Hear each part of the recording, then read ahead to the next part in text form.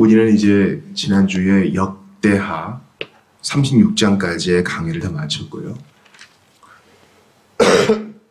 이제 지난번에 고린도전서 강의하던 이제 10장 이후부터 계속 이어서 해 나가려고 합니다. 신약 강해는 이 구약과는 다르게 좀 본문을 넓게 잡을 수가 없어요. 구약은 장별로 강해를 좀 구성하여 나아갈 수 있지만 바울 서신 같은 경우는 또 신약은요 각 구절마다 의미가 깊기 때문에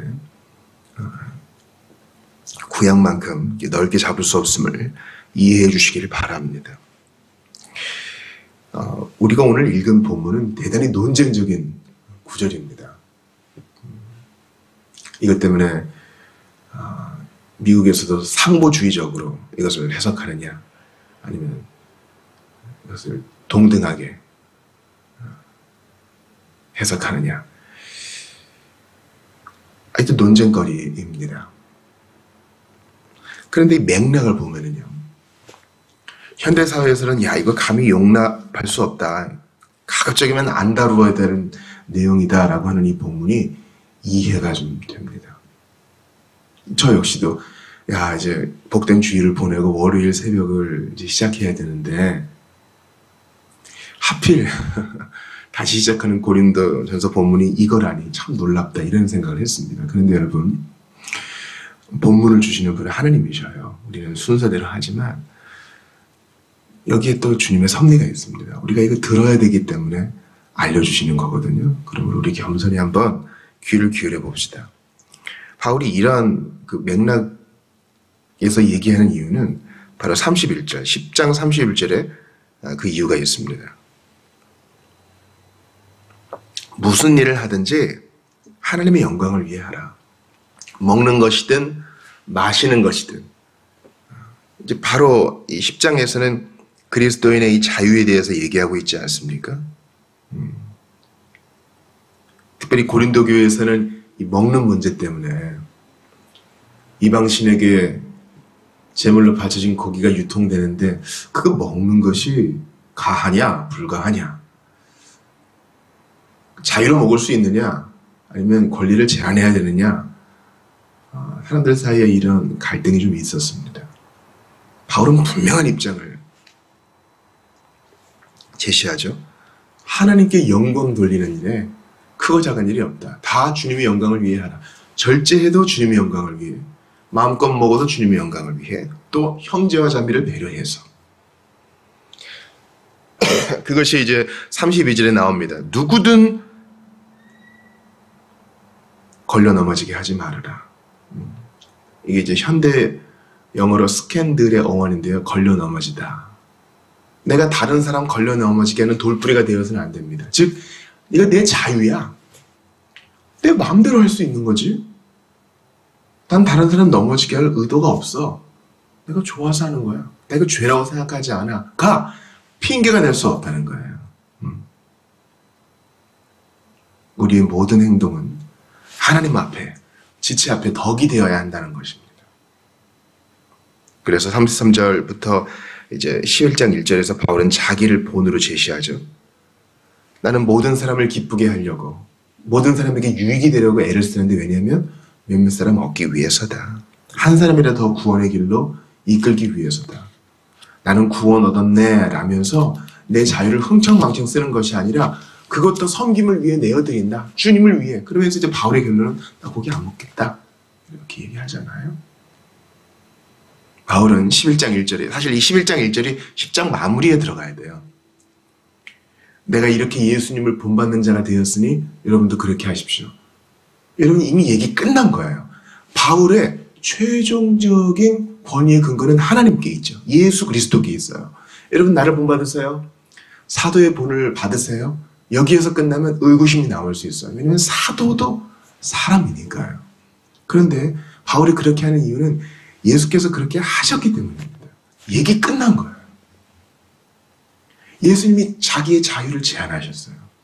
몸을 입으셨다고요. 하늘 위에 하늘이라도 하나님이신 예수님을 어떻게 감당하지를 못하는데 그분이 몸을 입고 땅에 오셨다고? 이런 자유의 제한이 있어요? 모든 사람을 덕스럽게 하기 위해. 무슨 말이에요? 죄인에게 구원 주기 위해서 이 땅에 오셨어요. 게다가 죽임을 당하셨어요. 이런 자유의 제한이 있어요? 이런 자기 절제와 자기 부인이 있냐고요. 바울은 나 이거 닮아가고자 애쓴다. 한 사람이라도 구원을 얻도록 내가 애쓰고 절제하는 이유는 예수님 바라보기 때문이야. 그러니 고린도 교회 성도들이요, 당신도 그렇게 하세요. 이게 바울의 핵심 논조예요. 이거를 생각하지 않고 머리에 뭘 쓰느니 마느니, 뭐야, 남자가 더 우월하다는 거야? 남자가 여자의 머리고 여자는 남자의 영광이라니. 야, 이런 전 근대적인 얘기가 있어? 지금 본문이 얘기하는 것은 그게 아닙니다. 본문에서 바울은 여자가 집회에 참석할 때 머리에 아무것도 쓰지 않은 것은 수치니까 다 쓰시오, 이렇게 얘기합니다. 이것은 오늘날 그대로 적용되진 않죠. 물론 이렇게 하는 형제와 자매들이 있습니다. 로마 가톨릭뿐만 아니라 우리 개신교 형제들 안에서도 이렇게 하는 분파가 있어요. 존중합니다. 근데 당시에 로마 헬라 사회에서는 이게 상당히 보편적인 문화였음을 기억하십시오. 그래서 그것이 교회 안에서까지 자리를 잡은 것이에요.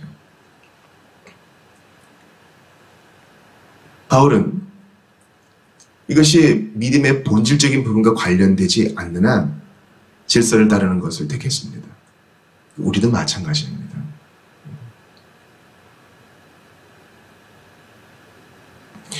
그가 얘기하는 3절 보세요.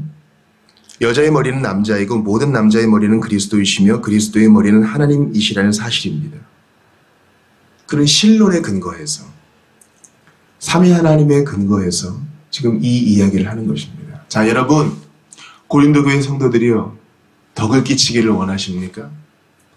한 사람이라도 더 예수님께 인도하고 싶으십니까? 더 구원의 길로 인도하고 싶으십니까?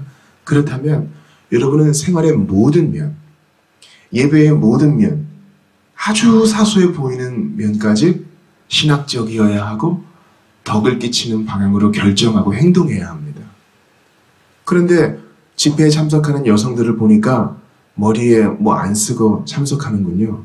이건 세상에서도 안 하는 일입니다. 여러분은 나는 이제 자유롭습니다.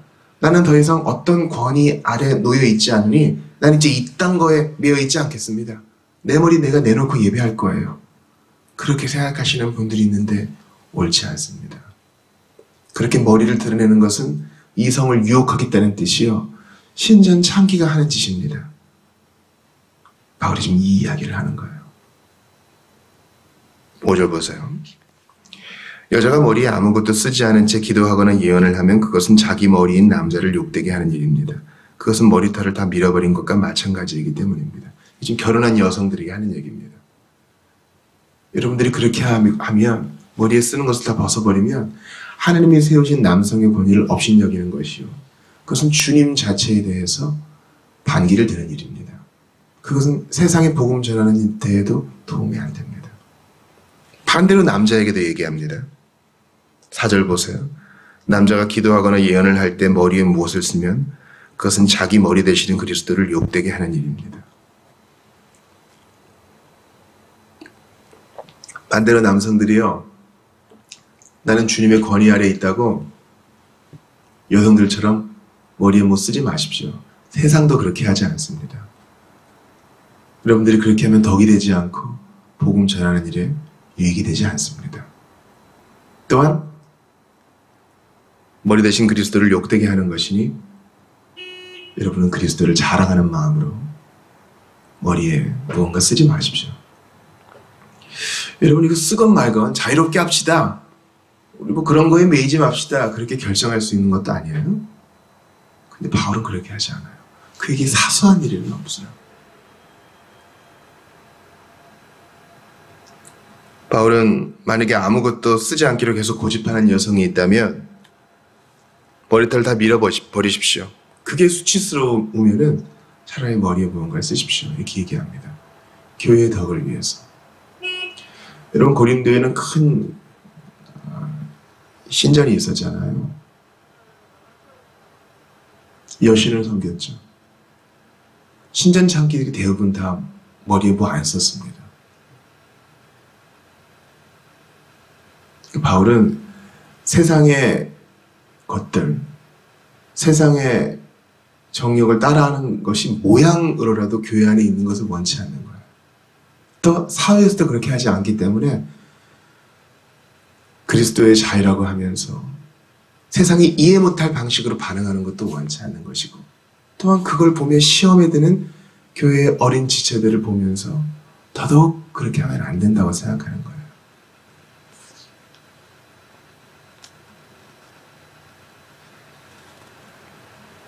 그러면서 바울은 7절에서 똑같이 얘기합니다. 남자는 머리를 가리면 안 됩니다. 남자는 하나님의 형상이고 하나님의 영광이고, 하지만 여자는 남자의 영광입니다. 그러면서 요즘 세상은 이해하지 못할 얘기를 하죠. 왜냐하면 남자가 여자에게서 나온 것이 아니라 여자가 남자에게서 나왔기 때문입니다. 또 남자가 여자를 위해 창조된 것이 아니라 여자가 남자를 위해 창조되었기 때문입니다.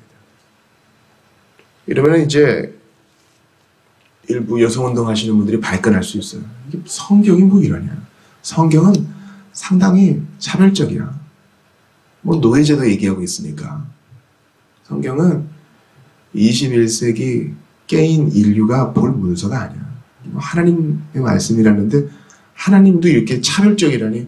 요즘 법으로도 이런 것을 금지하고 있는데, 내가 기독교 안 믿는 이유가 있어. 얘기하시는 분들이 있을 수 있어요. 그런데 여러분, 8절을 보세요. 남자가 여자에게서 나온 것이 아니라 여자가 남자에게서 나왔다. 여기에는 그 어떤 차별과 우월과 열등의 의미가 없습니다. 여러분, 이것을 설명할 때 우리 인간이 하나님의 형상대로 지음받았기 때문에 하나님을 생각하면 참 이해하기 좋아요. 삼위일체는 우리가 이 땅에 있는 어떤 비유로도 이해할 수 없는 아주 어려운 교리요. 그러나 묵상하면 할수록 유익한 교리입니다. 삼위일체는 모든 기독교 신앙의 근본이에요. 그 골자는 무엇입니까? 한 실체이지만 세 위격으로 존재하신다는 거죠. 한 하나님이시지만 성부, 성자, 하나님으로 존재하시며, 그 성부, 성자, 성령 하나님은 영광과 권능과 예배와 찬송을 동등히 받으시는 동등하신 분이시다. 그렇다고 삼신론은 아니고 세 위로 존재하시고 일하시지만 여전히 한 하나님이시다. 이게 우리 고백입니다. 여보세요? 아버지와 아들과 성령 하나님, 이게 세 위격이시잖아요. 근데 우리의 관점으로 보면 아버지가 아들보다 높은 거 아닐까? 그렇게 생각해요. 아니죠. 우리 시대의 문화의 렌즈로 보면은 당연히 아버지가 더 나이도 많고 힘도 있고 재산도 있으니까 아버지가 더 위겠지. 또 요한복음에서 예수님 하신 말씀 보면 예수님 저기 모르는 게 있으시대요. 다 아버지께 속한 것이라 그러고 아버지의 뜻을 받들어 십자가 하신다 그러고 아버지가 더 높은 것 같아 보여요. 그렇지 않아요. 아버지와 아들, 아버지 하나님과 성자 예수님은 그 어떤 우월도 없어요. 둘은 동등하셔요. 다만 관계의 형식상 아버지와 아들로 드러나실 뿐입니다. 예수님, 아버지가 오신 것이 아니라 예수님이 이 땅에 태어나셨잖아요. 심부름하는 사람이 더 낮은 거 아니에요. 이건 우리의 관점이에요. 성부는 강압하지 않으셨고 예수님은 자원하여 오신 겁니다. 삼위일체의 교리는 이 땅에 어떤 유비로도 어떤 비유로도 이해할 수 없다 그랬어요. 아버지와 아들은 동등하십니다. 성령 하나님도 마찬가지죠. 성령님은 아버지에게서 나오시는 분이에요. 서방 기독교의 고백에 따르면 또 아들에게서 나오시는 분이세요. 예수님은 내가 보내는 보혜사 성령이라 그랬죠. 뭐야, 성부의 얘기도 듣고 성자의 명령도 들으니까 성령 하나님이 제일 세 번째인가 보다. 제일 막내인가 보다. 전혀 그렇지 않아요. 이것은 아우구스티누스도 실수를 저질러요. 성부는 사랑하는 분, 성자는 사랑 받으시는 분. 성령을 사랑 그 자체, 사랑의 띠로 얘기하는데 성령은 어떤 인격적 개념이 없죠. 사랑이니까. 성령님은 성부와 성자에 비해 결코 열등하지 않아요.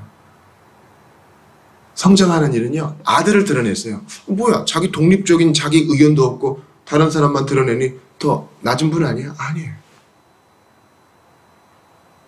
이 모든 것을 계획하시는 성부가 제일 높고, 그 다음에 그래도 고생하셨으니까 성자가 그 다음이고, 그 다음에는 뭐 성령이시겠지. 절대 그런 거 아니에요. 하나님의 형상으로 지음받은 남자와 여자도 마찬가지입니다. 여자가 남자 갈비뼈에서 나왔으니까 그래도 남자가 더 위지. 절대 그렇지 않아요. 둘이 한 몸을 이루는 것이에요. 서로서로 불완전해요. 그러나 온전한 하나님의 형상이에요. 다만 구별이 있을 뿐이에요. 하늘의 차이가 있고 하나님이 정해놓으신 일의 차이가 있을 뿐이에요. 바울이 갈라디아서에서 하는 얘기 보세요. 그리스도 안에서는 남자와 여자, 종과 자여자 다 하나이고 구별이 없다. 본문이 얘기하는 건 뭐예요? 덕을 위해서 하나님이 세우신 질서를 존중하라. 당신이 여성 되었다 그래서 하나님의 실수가 아니에요. 당신이 남성이 되었다고 뻐길 것도 아니다.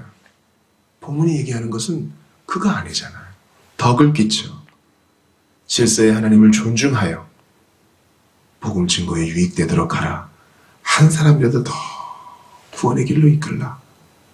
하나님께 올려드리는 예배가 단정하고 질서 있게 하라. 그 이야기 그 이상도 그 이하도 아닙니다.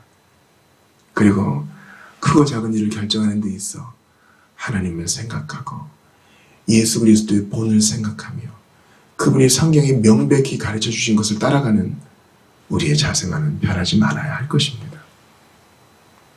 예수님은 우리의 영광이십니다. 우리의 머리십니다.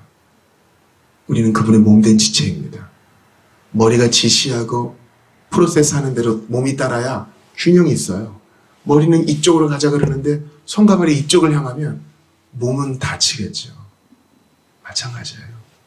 예수님이 정해주신 질서 따라 몸이 하나씩 기능할 때 발은 소를 무시할 수 없어요. 췌장은 간을 무시할 수 없어요. 입은 장기들을 무시할 수 없어요. 다 그 생긴 대로 귀한 거예요. 눈에 안 보이는 지체가 더 귀해요. 별로 없어 보이는 지체가 더 요긴해요. 하나님 나라의 방식은 비밀이에요. 경이에요. 서로 존중이에요. 그러므로 오늘 본문을 보시고 남자된 분들이요 더 겸손해지세요. 오늘 본문을 보고 여성된 분들이요 자존감 잃어버릴 수가 없어요. 여러분은 이 세상 무엇과도 바꿀 수 없는 하나님의 형상이요 사랑받는 주님의 딸입니다. 우리가 기억해야 될 것은 우리의 예배가 질서 있고 반듯한가. 서로를 존중하고 혹시라도 모를 사람이 방문자들이 방문했을 때 덕을 끼칠 만한 것인가 돌아보며 주의해야 한다는 것입니다. 한 사람이라도 더 얻기 위해, 덕을 끼치기 위해, 그것을 하나님께 영광 돌리기 위해 우리의 모든 것들을 성경적 시각으로 검토해보고 용기 있게 실천해가는 여러분들 다 되시기를 주의 이름으로 축원합니다.